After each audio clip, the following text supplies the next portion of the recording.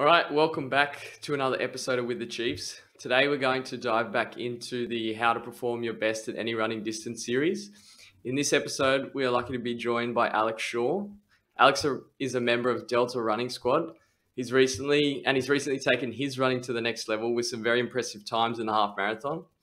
Alex ran 74:38 at Canberra Half in April 2021 and then 70:13, if my stalking on Strava is correct, at Melbourne Half on the 12th of December, showing a rapid improvement in a short period of time.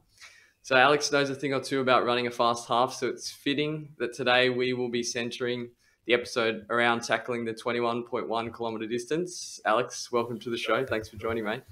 Thanks very much, Luke. Dom, appreciate you having me. Oh, good. Pleasure's ours.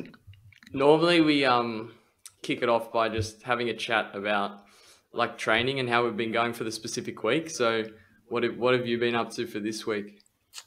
Yeah, mate, pretty regular week for me at the moment. So I guess work to a fairly standard, or what I call a standard schedule, which is, a Monday, usually a very easy sort of 30 minutes in the morning, and then usually just try and get out again in the evening. Again, really easy, that 30 minutes, just try and shake off the long run, inevitably from the Sunday. Particularly this week, I think was worse than usual. Then main squad session on Tuesday. So as you said, with the Delta Running Project, and we usually get down to Gore Hill Over, just near Royal North Shore Hospital there. So the Field of Dreams, I think. That's right, mate. That's right. The correct terminology, absolutely. Run our main set there, and this week was 4:3:21 that called that session. Actually, this week Jerome gave me the reins this week, so everyone cops the marathon training. Coach Alex. Yeah, that's the stitch up. They hand it over to me, and all of a sudden the reps get long. And then Wednesday is usually fair. I try and run a longer double on a Wednesday. So I've got a pretty standard loop, which we call the dry cleaners loop, near me in Crow's Nest, all around sort of up the highway and then just back down the bike path. So it's about 11K, and I usually try and run that morning and night on a Wednesday. Yeah. How did the dry cleaners loop get named? The dry cleaners loop, there's a dry cleaners on the corner where we used to meet. So it's pretty basic stuff. So run that, usually run it one way and then reverse in the evening. And then, easy Thursday, really easy. Just sort of whatever that might be, an hour or a little bit more, but super easy. Friday, usually second session. This week was a little bit different. We might touch on it, but ran a quicker park run on Saturday. Had a bit of a race with a couple of training partners, so took Friday easy as well. But usually Friday's second session day, and we'll sort of try and tailor that to whatever race I've got coming up, the type of session that we put in there. Saturday usually easy as well, and then the long run Sunday. Awesome, nice, very nice. What was the time for parkrun today? It's actually a good question, because I think they made a mess of the results, so we're not exactly sure what the official time is. My watch had it at 15:43, but I'm not sure if I might have been a bit generous to myself there. So who knows? I think I struggled with the lap button when she called go. I wasn't ready, so I think I've probably given myself a few seconds. Okay. Did you get the win over your mates, or? They'll enjoy me saying, yep, got the W this morning, so I was pretty chuffed with that. Good stuff. What about you, Dom? Yeah, it's been not a bad week. Sort of starting a little bit of a taper coming into Buffalo Stampede marathon next week. So I just did. I've been doubling every day. That's kind of just good for the routine, I think, for me at the moment. I'm classifying a run as 20 minutes, so I've been trying to just do a lot of little doubles, even if it's just two 20-minute runs. That's good enough for me. But session wise, on Tuesday down at Centennial with the Turbo Runners, we did a Mona Fartlek, which is a pretty classic 20-minute hit out, and I was happy enough. I haven't done a lot of lactic sort of stuff, so I felt like that was a good kind of little tune up for the marathon, actually. So I was pretty happy with that. I kind of fell apart towards the end, which is not ideal, but got it done, which it all helps and keeps you progressing. So yeah, that was good for Tuesday. Then the rest of the week was kind of more just easy doubles, and then today I got out with Smitty and a few other mates. We went to Rhodes Park Run, and had a decent run there. I think 16:23. Would have been much quicker than that. But yeah, I got take the detours. Yeah, I'd never done roads before, so I got a little bit lost and took a few wrong turns. But it kept the race interesting because I had to catch back up to Smitty, and it was fun. What about you, Smitty? What's been happening? This week has been pretty decent. I'm not sure if I've already talked about it, but anyway, so Monday, pretty easy. Tuesday is going to be the new session day, and it's going to be like the biggest session day that Coach Sally has me working towards. So we did, I think, 5 by 2K at sort of threshold pace, and now I'm starting to use power as opposed to anything else as a metric to gauge intensity. So I think it was like there was a specific intensity I had to hit, which was like 306 watts. It stopped me from like going out too hard and like blowing up in the reps. I felt like I was able to pace it better, just like not going, because like if I'm using heart rate, sometimes in the sessions it won't be too accurate, and then I'll just like push too hard, and by the end of it I'll be in all sorts of trouble. So that's one thing that I noticed that was pretty good, just changing to power instead of pace and heart rate. So that was a good session. Like I felt good. Then Thursday was the next sort of session. I had more of those power testing. So doing 2-1, like I hadn't done it before, but like 2 1-minute max efforts, just basically sprinting to gauge like what's my top end power as another sort of thing that Sally wants to use in building the program for me. So that was interesting. I haven't run that far. Like my form and everything just falls apart when I'm sprinting. So there's nothing I'm used to, but that was all right. That was good. Yeah. Then, sorry, you probably no, go on, Don. But I was just wondering, like, how does the power testing work? So you do a couple of short days. So we did two weeks. So last week was like a bunch of different max effort tests. So there was like a 5-minute max test, a 9-minute max test, a 20-minute max test, all spread out to like sort of gauge different power meters, so that when Sally gives me a program, she'll be able to specify what power I'll be trying to hit in the sessions. Okay. Because I've never used power before, so it was interesting. That week was like, painful. I was going to say, that sounds absolutely brutal. It was not good. Like, it was not good, but it was good to get it done. And then today was the final. Today was the final sort of test, which is a 5K benchmark time trial, which we did with Dom, and I think it's official enough. So it was a PB. I ran like 16:26, which I'm happy with. Yeah, shit. Yeah. Awesome, mate. Well done. Yeah, thanks. It was good, and it was good. It was good fun. I had Otto there as well, pacing me. Dom, you could have run obviously a lot faster if you didn't take those turns, but I reckon, now I've just started rambling about it, I guess. Yeah, no, it was a good week overall. I'm really happy with how the week went. Especially after, like I've said on previously, like was just losing motivation with sessions, but like having a coach has made such a difference in like not having to think about the sessions, and also having like a different way of training. So yeah, I'm happy with how the week went. I think it'll be good. It'll be interesting to see what we can do in Canberra in 2 weeks. So yeah, that's about it. So I guess if we go to you, Alex, first question is like, how did you, because I did a bit of a stalk on Strava. It goes back about about 2 years. Mate, that's far enough. Yeah. Yeah. As in, Don't go before then, please. Okay. So how did you get started in running? Like how long you've been running, and what's that sort of story? Yeah, look, I guess I always run a little bit here and there. I think same as lots of people, are sort of speckled through your upbringing in various degrees. But always sort of enjoyed the cross country and stuff like that, but never took it too seriously.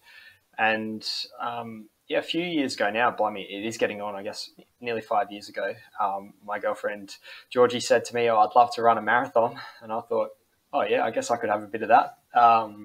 And so she sort of planned it all, and it's probably credit to her for pushing it all along and got us over to New York, actually, for the New York Marathon, which is a pretty ridiculous way to start off doing some of the longer stuff. High expectations after that. Yeah, that's right. That's right. Nothing will ever be quite as good.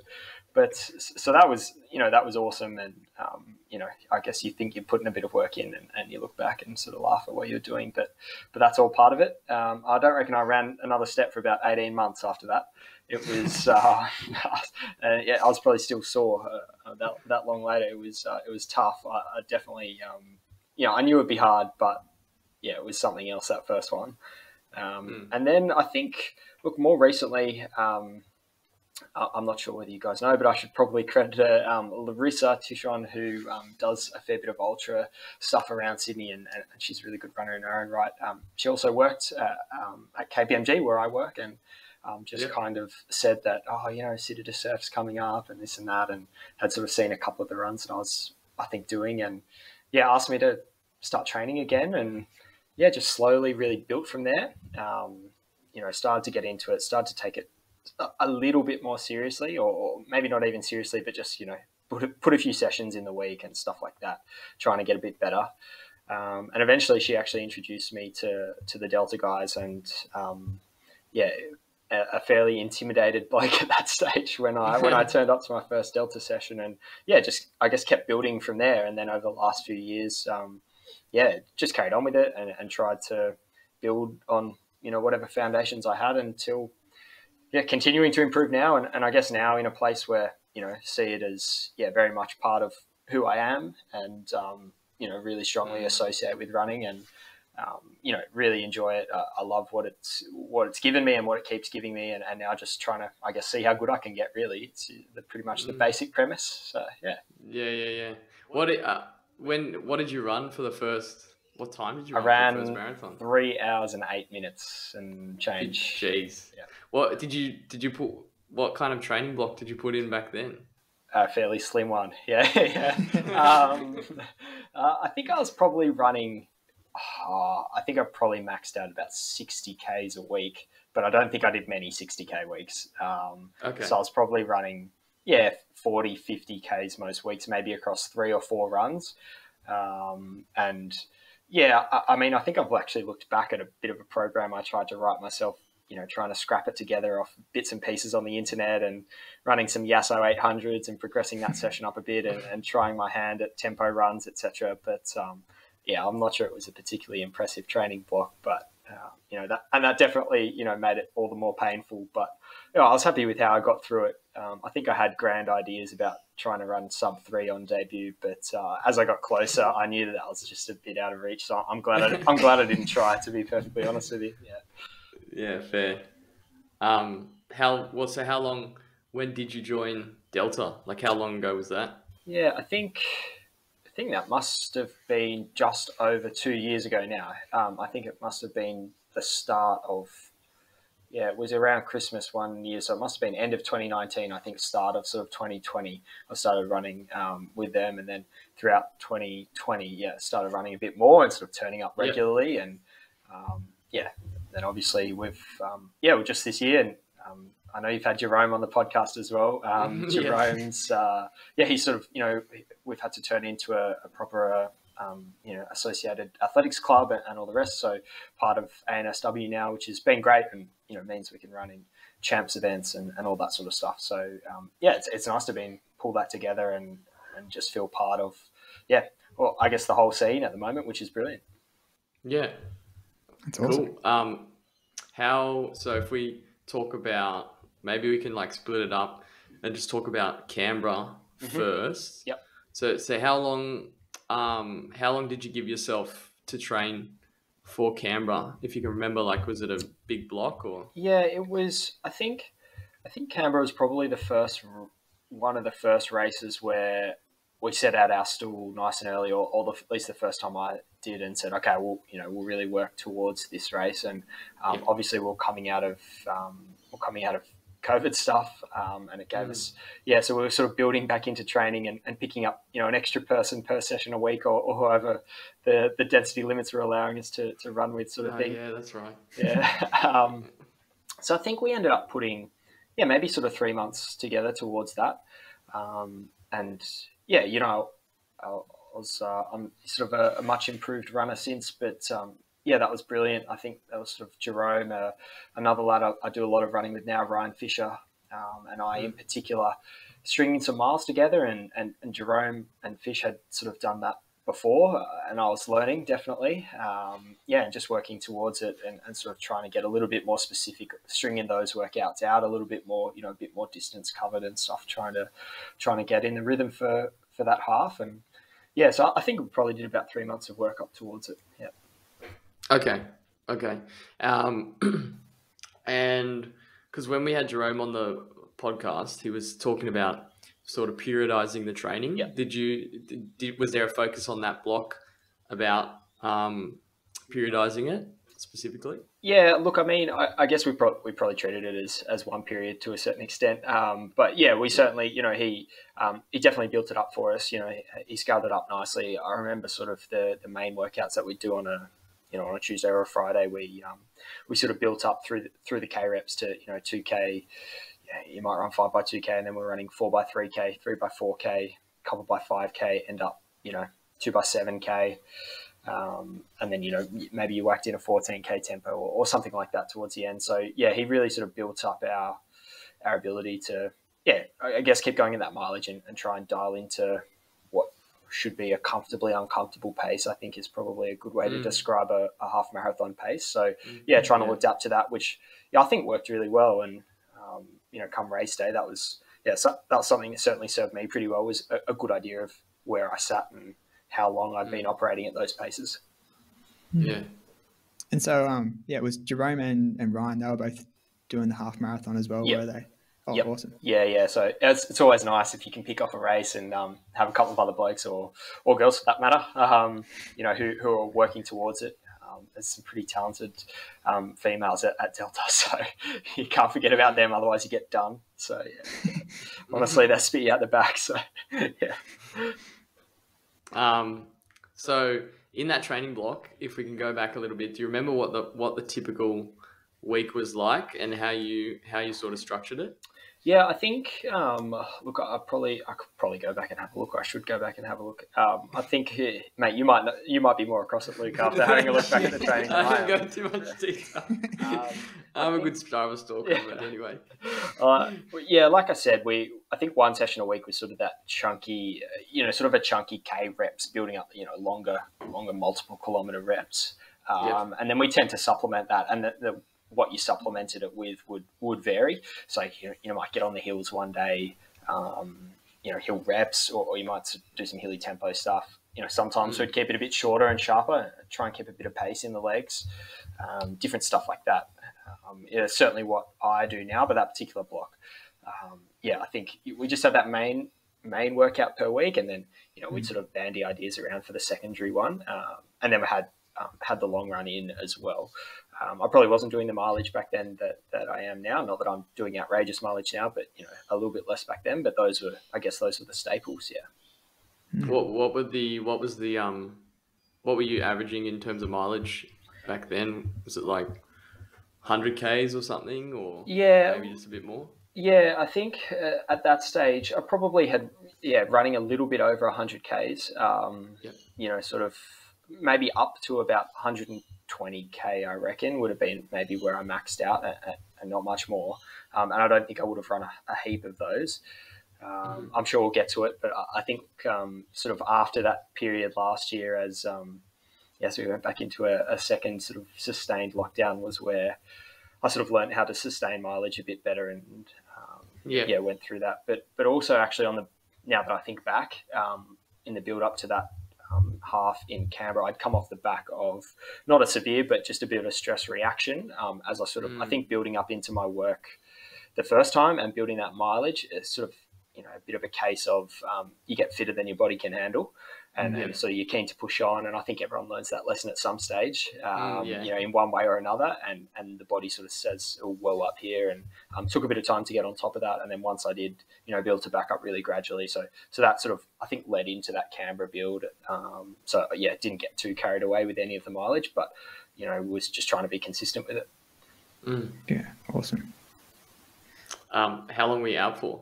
Long or not? No, not really? too long. I think the main issue was I just struggled to get on top of it to really find out what had happened and, end up getting a scan and just some mild stuff. But really, as you guys probably well know, anything bone related just really takes rest. So I think I sat down and did nothing for, a month, which feels ages, but it really isn't that long.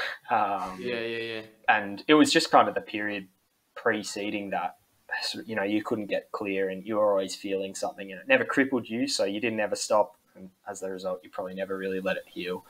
Got back and, started slowly again. I think it started back at, 25, 30K a week or something and built it really, really gradually back up. But honestly, I think that's the best thing I ever did. It's probably one of the things I remain proudest about, to be honest with you, is that comeback, just the way, I was still really, I guess, proud of how disciplined I was able to be in terms of bringing it back slowly to get myself, back to a level of fitness, which subsequently I've been able to sustain and then build upon, which is, I think really important.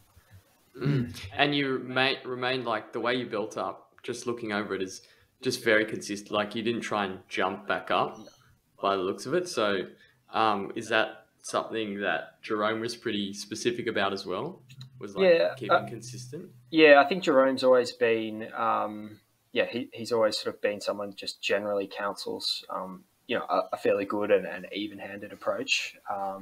He's sort of actually, I guess I actually sort of do my own programming, but I always bounce stuff off Jerome. So we just chatted it through and spoke about the fact that there really isn't any value in rushing it back and. Between him, myself thinking it through, and then I think also just trying to listen. I'm sure you guys do. I absorb a fair bit of sort of running podcasts and various bits and pieces. Listening to guys that have been there, done that, and trying to actually learn from their mistakes rather than just kind of listen in for the stories is valuable. So definitely encouraged me just to build it back slowly, and so did the physios and sports docs and stuff, which was really helpful. So then.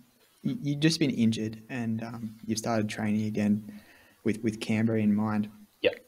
What was your PB previous? And was this going for a PB or? Definitely. How's your mindset? Yeah. I knew I was building up and I guess when I got injured that, that was as fit as I'd been and then you're injured and you're building back. But I guess you're building back with a view to getting back to where you were at least. So I think my PB going into Canberra was just under 80 minutes, which I was, I tell you what, bloody chuffed with when I first ran that. In Sydney, 79 and plenty. I think I just ducked under a couple of paces, sort of willing me over the last few hundred meters. Which was very good of them. I think there's a few photos floating around, which I'm pretty thankful for those boys, throwing me over the line just about. Really well. And then. Getting to Canberra, I sort of was pretty confident that I could take some time off that. I think at the time, sort of 75 minutes, I thought was around about right, or maybe a bit quicker. But it was more about just getting a good one on the board. I knew that it should be a PB, and I was just trying to string it together. And I think that sometimes helps if you know that you're clearly in shape. Then you can take a little bit more conservative approach rather than sort of blowing yourself up just chasing the PB. How did you determine that you were in like that sort of shape? Was it just through the sessions you were doing? Yeah, it was mainly the sessions. I think, like I said, as we were just sort of making those reps longer and longer in the main workouts that we were doing so with a view to running those essentially at half marathon pace. So we're kind of operating, I think it's about that sort of 3.5, between 3:30, 3:35. We knew that I thought sort of was pretty confident race pace would be in that bracket somewhere. And just built up until you get to a stage where I think tapered and on race day fresh up, I'll be good to hold that. So at that time, it was a really, really good pace and was happy to sort of try and roll that out. And I think that's something I'll pump up my own tires here. I think that's something that I'm always, I think I try and take a pretty disciplined approach, in races and stuff. I try and be really objective with where I'm at. And have sort of been convinced and remain convinced that, even splits are the best way to run almost every race. And so I'll try and head out on pace and just sustain that. Yeah, I think it's a pretty humbling sport if you can't learn that lesson. I think it's taken me a number of years to get to that point. So well done for picking up on that pretty quickly. Thanks. It's valuable, as you say. Yeah. So did you have any tune-up races or anything that kind of really boosted your confidence in the lead up to Canberra? Yeah, blimey, you're pushing me now. I'd have to think. Oh, yeah. Luke, did I have any tune-up races? Not that I could find, actually. I was actually looking. It doesn't look like you had any tune-ups. No, I think in that year, mate, with all the COVID stuff, from memory, it was like one of the first road races back kind of thing. And I think so that's a good point. Yeah, that was one of the first times we were actually able to be out and about. I think we did a couple. Actually, now I say that, we did. Delta put on a couple of time trials. We did one out at Penrith, and there was a couple of other bits and pieces, which were awesome, to be honest.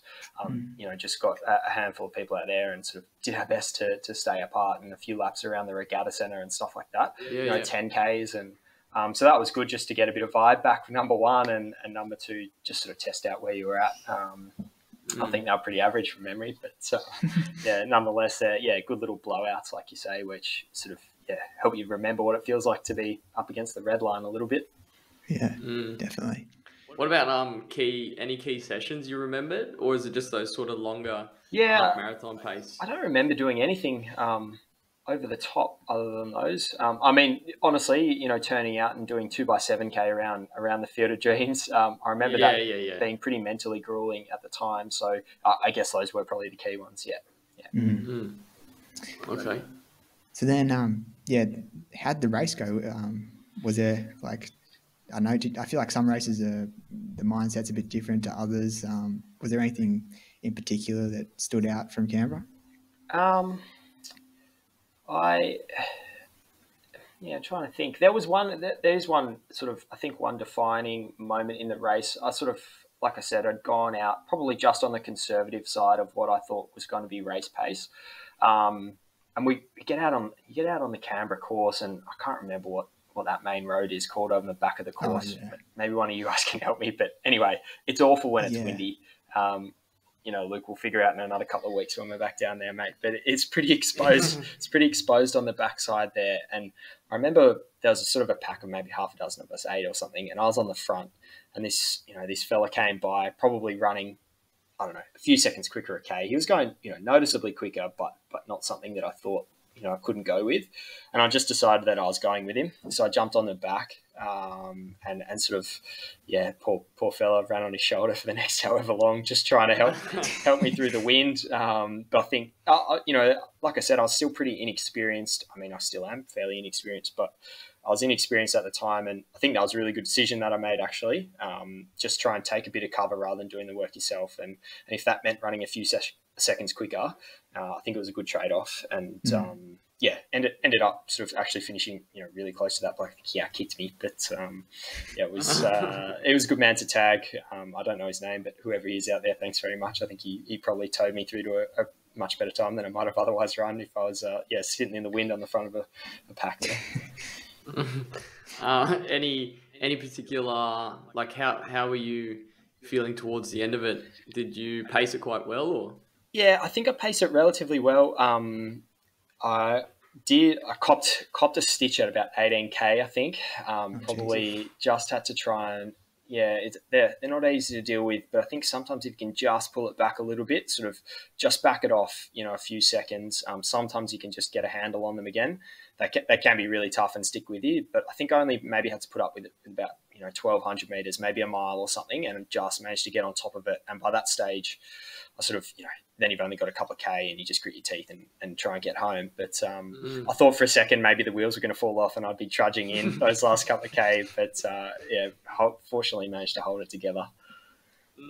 Well, half is still a pretty intense pace, holding for a long period of time. Yeah. So it's like, I don't know. I remember when we did Port Macquarie Dom, like the idea of you running 326s for the whole way was just like crazy. Because there's just such a fine line. But I guess it's probably any distance realistically. But yeah, so I was right on the time, wasn't I? What was it? 74:38. Nearest makes no Canberra. difference, mate. Something like that. Yeah. So, if we could shift to the most recent one, anything in particular that stands out that you did differently for that one? Because it's a pretty quick turnaround to shave so much time off. Yeah. Look, the number one thing is, and this is I guess I probably take the message with a pinch of salt. I was pretty confident that I was ready to do it, but the number one thing was I just ran more consistent miles.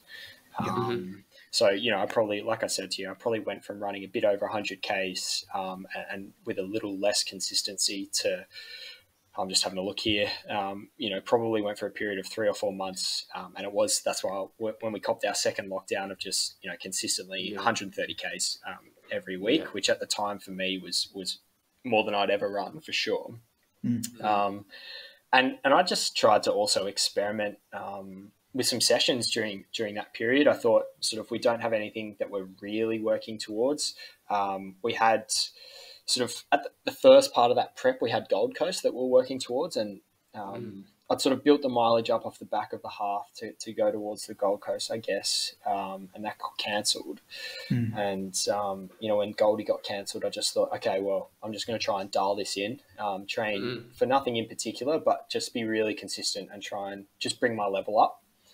Over that period, I was doing a fair bit of work with, I guess, a couple of the Delta guys. Most of the time individually, I think we could train as pairs after a while. So we sort of pair off and try and do sessions. And we just got a bit creative, tried to look sessions up and, have a look what good runners around the place were doing and maybe see, what sort of workouts they were doing and scale them back a bit, either in distance or obviously in splits to make sure they worked for us. And just tried things to keep it interesting and to try and stay fit while we, ticked off a few extra miles with, I guess, the extra time you have in the day when you're not traveling to work and all the rest. Oh yeah, that's a good point. I was going to ask how did it fit in with lifestyle?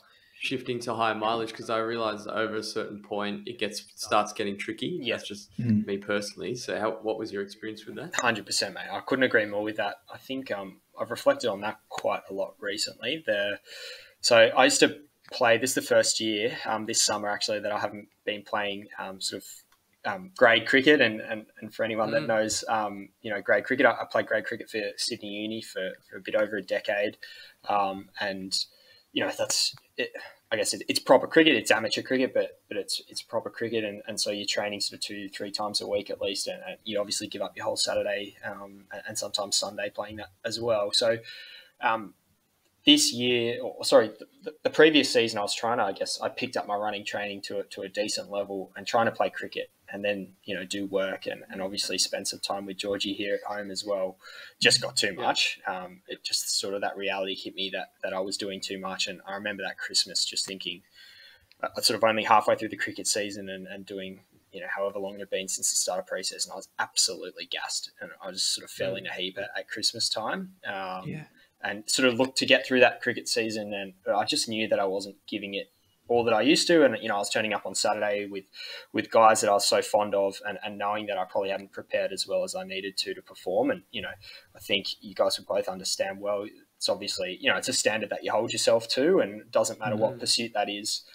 So, I didn't feel necessarily comfortable every week doing that. So you got to make a call then. And, running was the new thing that I was doing, but, also progressing, and I played cricket for a long time. So, made the decision, I guess, to switch my focus over to running primarily. And that's allowed me more time. But I guess in that period you speak to specifically, Luke, I think that was about the level that I found I could sustain, and we did have more time on our hands, so it was probably a bit easier at that point. But it was just, I think then, wherever you are, you find a natural level at the time with how fit you are and what your body can sustain. If you're willing to be flexible with it and give yourself, a bit of time and a bit more rest when you're really feeling under the pump, and then you can, gradually scale it up if you're feeling good. I think you tend to sort of filter out where your level is that you can sustain and sort of stay happy. And I mean that, happy and healthy in a sort of wholesome sense that you're doing everything that you want to be doing with your time. Yeah, definitely. Yeah, okay. That's such a good point, especially around, I mean, you had because if you're still commuting and stuff like that, you probably would have had to. I'm finding that out again now. Yeah. Yeah. I didn't realize you were a grade cricketer as well, though. That's a pretty interesting backstory. There's not too many blokes running K reps around the grade cricket grounds these days. Well, I don't think there ever has been. So I always used to cop a bit of flack if I was going for a jog before the game or something. But that's just, I don't know. It's one of those things, isn't it? Growing up in Australia, and Dad played cricket, and unfortunately remained a far better cricketer than I ever was. But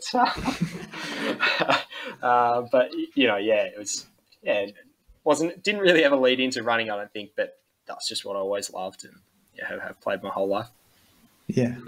So you said you experimented with your training a little bit then in the lead up to Melbourne.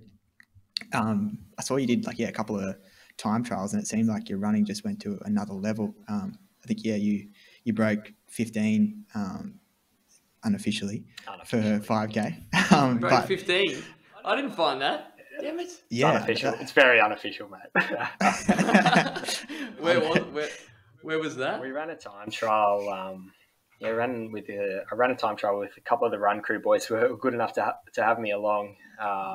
Just around sort of the base of Barangaroo and the Opera House, around towards the Botanics.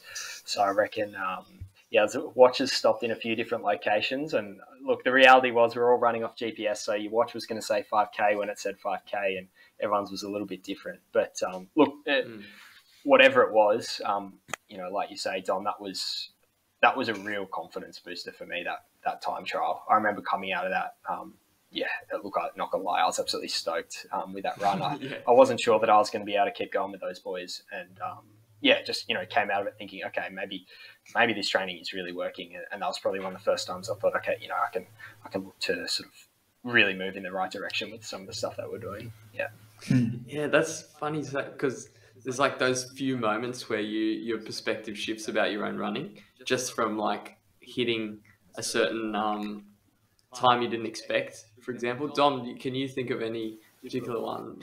Yeah, for me, for you, I think I'm curious. Yeah, Port Macquarie half marathon. I ran 72 minutes, and I was I didn't think I was anywhere near that.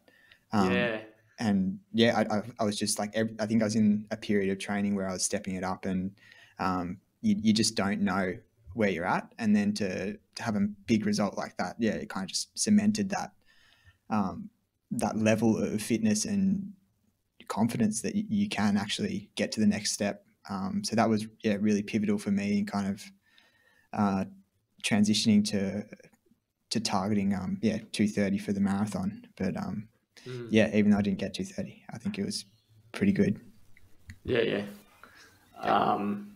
My moment was remember, what was it? The 10K. Oh yeah, the Sydney Harbour 10. Sydney Harbour 10, when I ran 35:10, pretty soon after training. I think it'd been. Yeah, you'd done. I can't remember. Was that the one just last year, mate? It was, but this is when I started running. Right. Yeah. 2019, I think maybe. Yeah, I think it was. You just broke 90 minutes in Canberra in the half marathon. Yeah. And then in July you ran 35 something. Yeah, so that was for me, that was wild. Like, that's exactly the moment you were like, I was just like, what? I didn't think I was anywhere near that. But you can't, like, I've learned at least it's not linear because, like, I've stayed at a certain level for quite a while. Like, you don't just, like, increase a little bit and then you'll get to, like, for example, with my half marathon time, it's pretty, like, I feel I've stayed at that level. But there are those moments where you just, like, you're not expecting it and it's just with the consistency, then you just reach that next sort of stage, I've found. Yeah. Um, but Dom, I think I interrupted you before. You were talking about a few different tune-ups. Oh yeah, so yeah, I was just saying that's like I guess kind of cemented your Alex's headspace going into to Melbourne after running unofficially sub 15. Yeah. We'll call him a sub 15 guy. I appreciate it. You guys can pump that up all you want. Yeah. So then I guess like what did that kind of change the goal for Melbourne, or how did that play out for the rest of that training block in the league? Yeah, that's a really good question. I think actually what I was doing at that stage was we came off the back that I guess the first thing, I mean, Luke, it's sort of similar moment to what you're talking about, the Sydney 10 so it was after that Canberra half. I ran the Sydney 10 in 32:30, and off the back of 74, that was the first time I was like, oh yeah, that's quicker, sort of thing. Like as a comparable run, that was the first. I think that was the first race, official race. I thought I went past a few. I won't name names. I went past a few blokes. I thought I haven't been past him before. Go on. So that was, again, that was a bit of a confidence booster. And then I think, obviously that was a 10K, doing things like the time trial, like you mentioned, Dom, and we had state 3K, coming up at the end of it. I think in whenever it was November or something like that. I might be getting the dates wrong. That was, but regardless, there was a few track races on, and Jack McPhee, another good member of the Sydney running community, was putting a couple of track meets on down at Narrabeen. So we're getting down there, and I had a bit of fun, running some sharper workouts, trying to work on some of that speed, getting left for dead by a young whippersnapper's mind. But that was really good. And I think all of that sort of culminated, like you say, Dom, it ended up targeting that Melbourne race and was looking for sub 70, just didn't quite get there. But yeah, 100% what you're saying is right. You sort of get those little insights into the fact that you think you might be, able to knock something off, and then it sort of galvanizes and I think then that just helps you, because sometimes when you want to benchmark yourself in training, or you think, right, I'm going to actually have a go at this session, it just gives you that little bit of confidence to go after it. And sometimes that's the difference maker, and you can just kind of build from there. Sorry.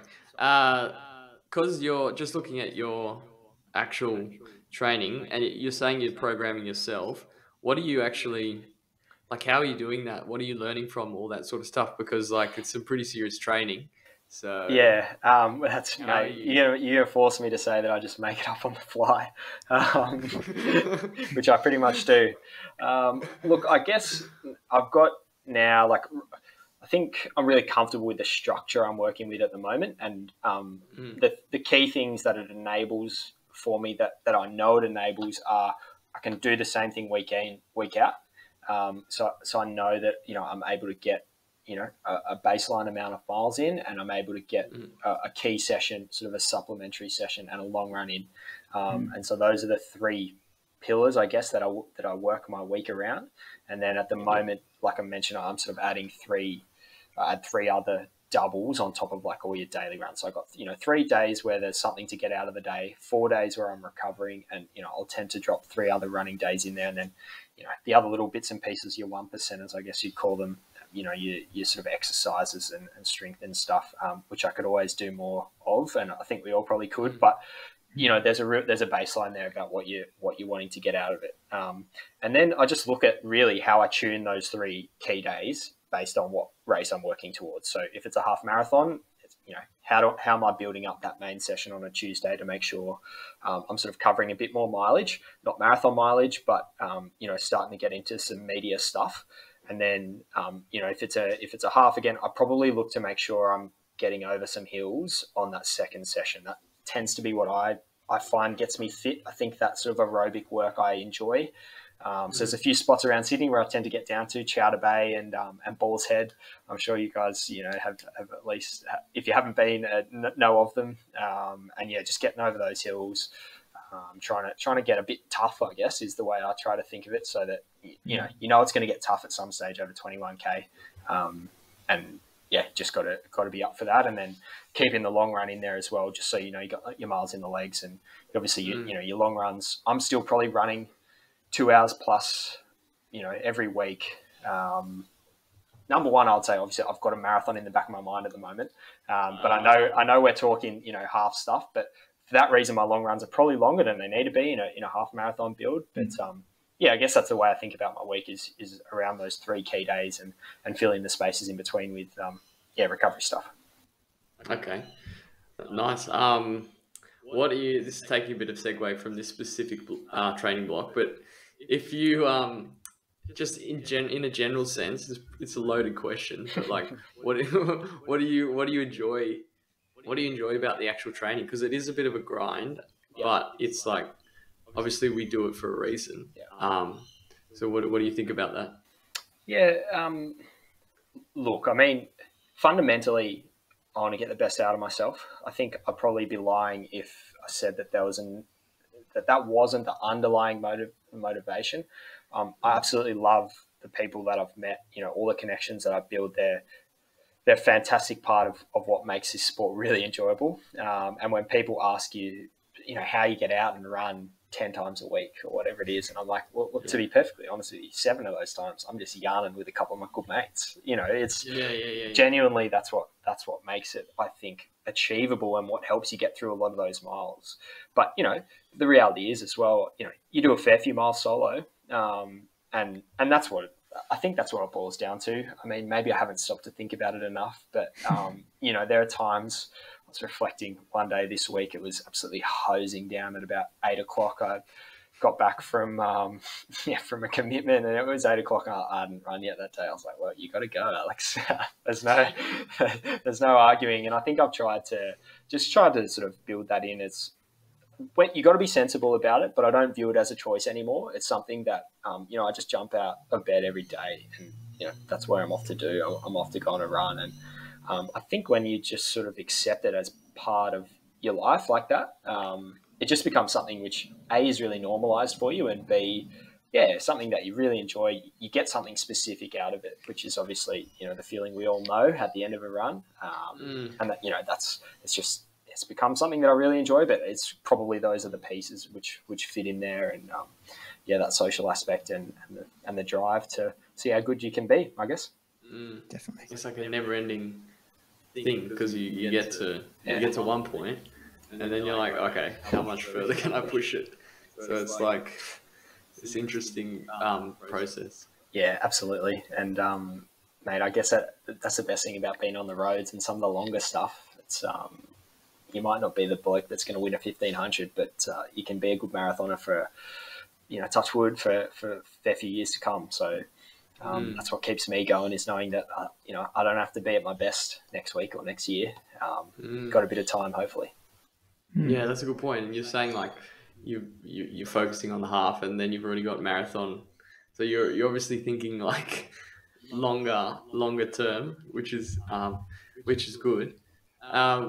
All right, if we can talk about the race now, specifically, like, how did Melbourne? How did it go? Yeah, Melbourne went really well. For starters, I thought it was a belting setup, a really good course. I thought the race was really well put on. It ran smooth. MCG is a great place to do it, great place to finish. It wasn't too hot. A bit worried about that in December, so I thought it might be getting a bit warm, but nice early start, and everything was brilliant down there, to be honest. And there was just a real buzz. I think it was the first sort of major road race back again, sort of subsequent to our secondary stint under minor house arrest. So that was it was just a real good buzz around the whole setup, and they attracted some really good runners down there, and it was just brilliant.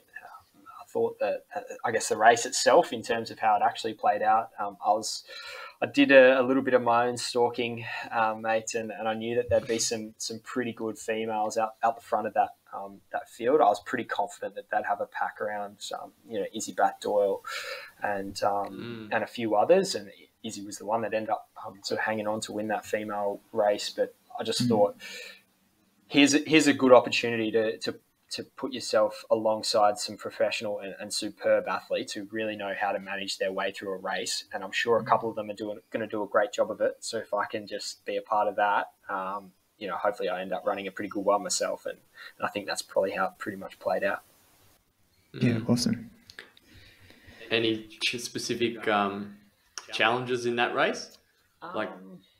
Just couldn't quicken, mate, enough to get under 70 minutes, to be perfectly honest with you. That was probably, I think the way I was feeling, to be honest, in those last few Ks, I think it was pretty perfect, to be honest. I don't want to, you don't want to talk it up too much, but, in terms of where I was at, I sort of had run the Sydney Harbour 10K the week before, and Dom, you made me look like I was stuck to the floor, I think, coming to the end of that one from memory. Went past me, looked like I was in reverse. But anyway. Yeah, I don't know. I wanted that one pretty bad, I think.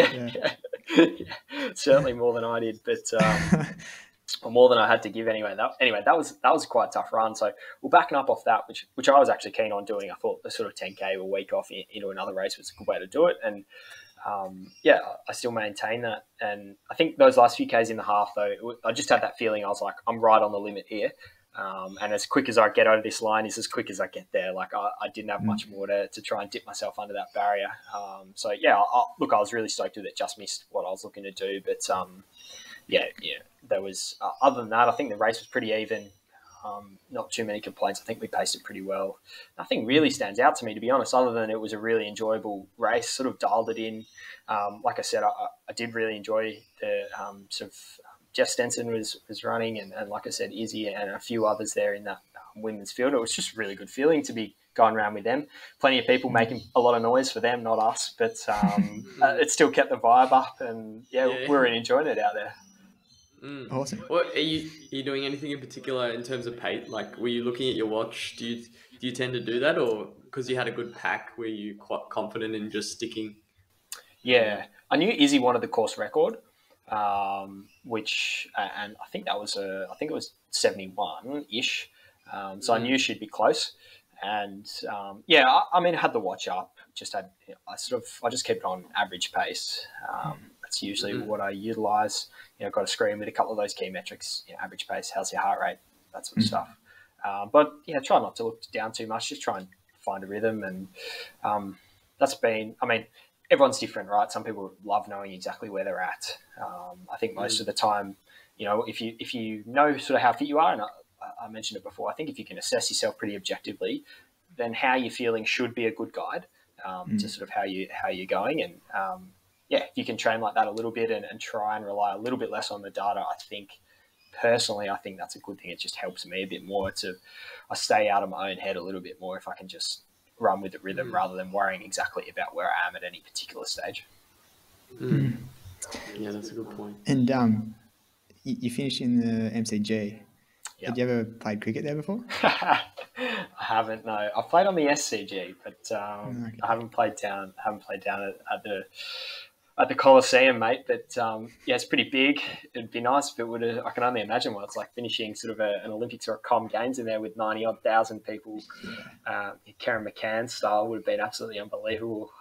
Just trying to draw on a few of those feelings as I was going over the footbridge where she was trying to kicking down in absolutely no way that resembled that whatsoever, but that's okay. Sounds like kind of Craig Mottram vibes. That's right. Trying to get that Commonwealth gold, but just coming short. I'm sure there'll be a few faster times, given how you're going at the moment. So, what about your what are you aiming for next? Like, what's happening in terms of training at the moment and in the future?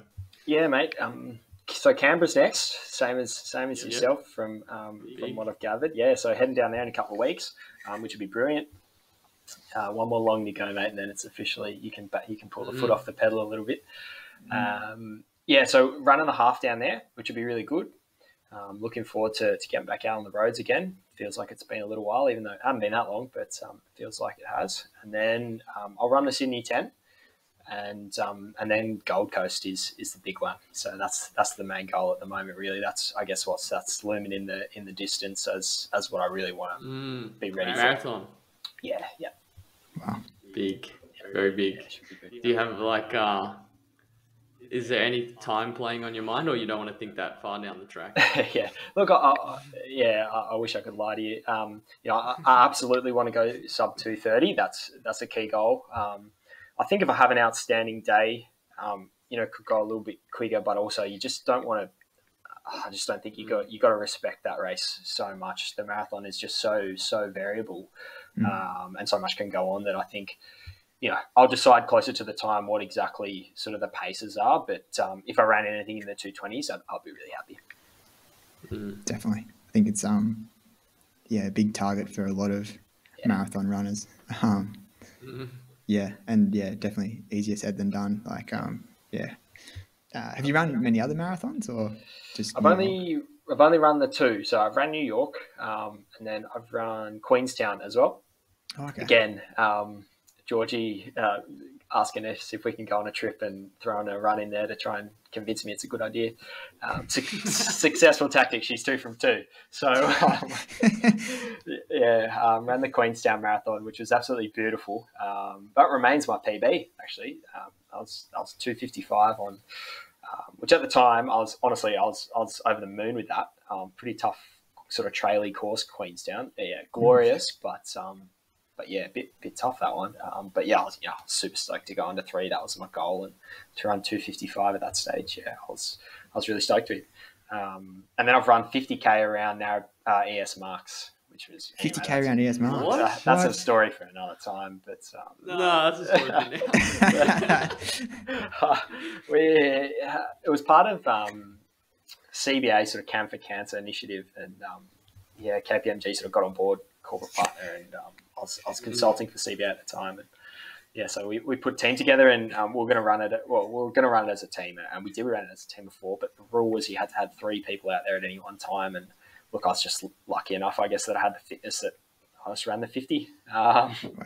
And yeah, it was good. Honestly, I mean, it was arduous. Obviously, 125 laps is a lot of laps, but it was a good setup actually to sort of run 50k because you got everything on the side of the track that you need. And you get the music on and sort of take your mind off things, and plenty of other people were out there doing it. But yeah, those are the only times I've covered a marathon distance. So yeah, 2 marathons, I guess, and an ultra. Yeah.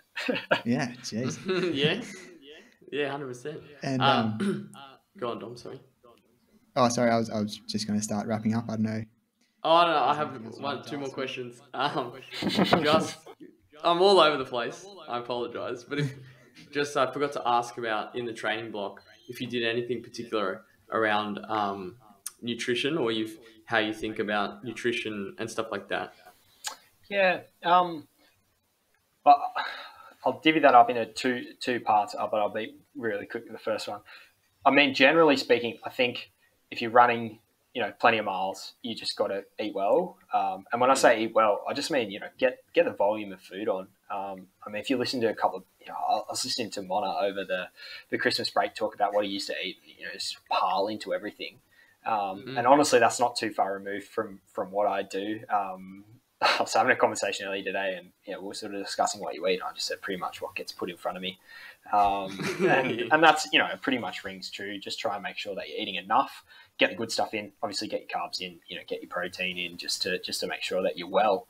But you don't have to be too worried. I guess that's the best thing about running so many Ks. You don't have to look too closely at what you're putting in because you pretty much burn it off. I guess in terms of race-specific nutrition and prep, for half stuff, I don't worry too much. I probably have a gel on me just in case I feel like, more the mental side of stuff. I mean, I guess I've read enough to know that it's probably not going to be my issue, running 70 minutes and under, or, if you're out there, let's just call it 70 minutes or even 80 minutes, anything under 90 minutes, you're probably not going to need it realistically. But if it's something that you feel helps you, and it's something that you want to have as part of what you're doing, then I'm all for sort of including it. I think what you just need to be conscious of then is how it affects you, and you have heard everyone's heard the age old advice of making sure that they don't upset your stomach sort of before race day and that sort of stuff. But broadly, I use Morton now. I guess not trying to obviously not plug anything, but I find it works for me. They're sort of I describe them like aeroplane jelly, the consistency, which I think is the perfect balance of not being too gooey that it goes everywhere and not too chewy that you can't get it down. So I enjoy that stuff, and usually I'll do up like a drink mix as well, either Morton or like a tailwind if I can swipe something off the side of the course, like in Melbourne, for example. Just had Georgie hand me a drink halfway around, and I literally took a couple of swigs more just for the knowledge that you've done it, and you got something a little bit of something, and away you go. Good stuff. Last question then. Sorry, Dom. That's right. No, that was. I'm glad we asked the question. What about the shoes? Any? Oh, perfect. Perfect question. Okay, good. Tell me. Yeah, I'm a massive shoe nuffy, like a lot of runners are. I'm racing in Vaporflies, as I think most people. Well, maybe not most, but a lot of people certainly are at the moment. My recent revelation is the Asics Meta Speeds. Really enjoying those.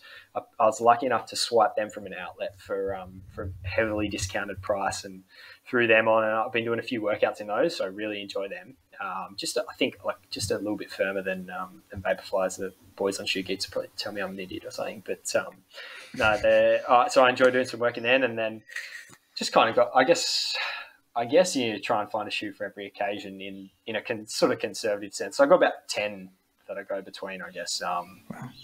Long, a few shoes. Yeah, I give you a couple of favorites, just because you've asked. So I love the New Balance 1080. Absolutely love those things. Yeah, I'm running with those at the moment. Yeah, good man. So the easy stuff, New Balance 1080, I love.